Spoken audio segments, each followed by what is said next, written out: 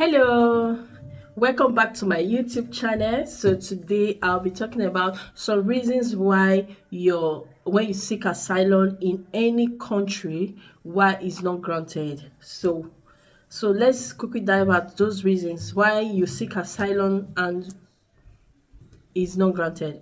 One, some of us we write too much story. They want to know your story. They'll ask you to bring your story.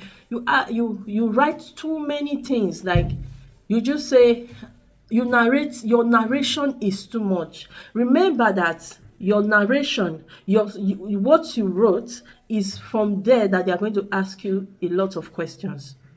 So you don't need to write a whole lot. You will write a whole lot about your life, your generation, what you were doing before. Your questions is going to be based on what you wrote. So let's say, for instance, you have to write your story on this paper. All you need to do is you write your name, your age, where you are from, and the reason why you want protection. For example, you it was because of maybe, let's say, because there's your life is at stake, or for one reason or the other. Make the story very short.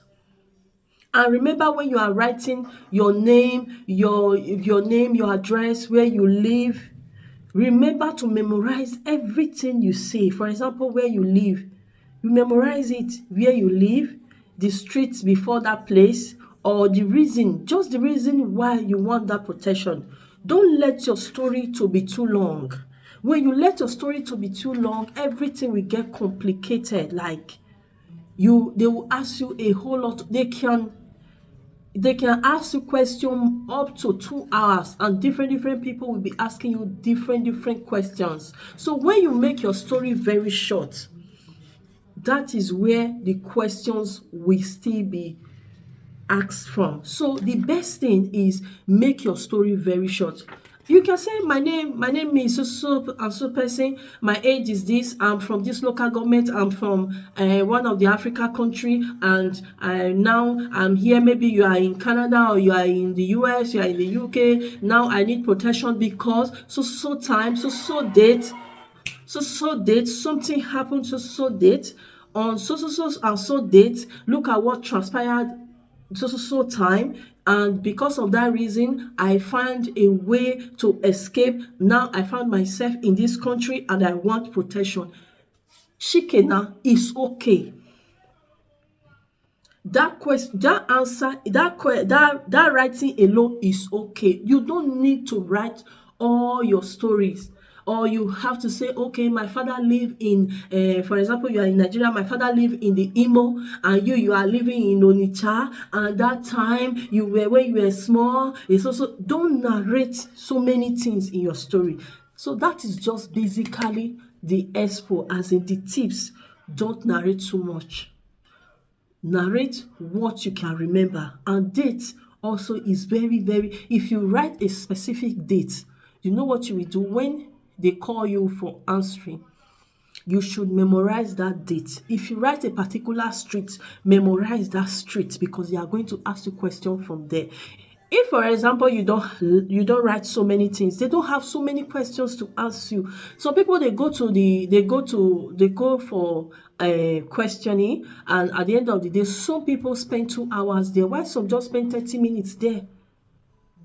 Because based on what you wrote, there are not so many questions. But when you start narrating yourself, you narrate yourself, maybe your siblings, you mention your siblings' name, you mention your mother's name, you mention where your mother was from, where your father, they will start asking you questions. And let me tell you, once they ask you so many questions and you are not able to answer so many answers, that alone is a flag.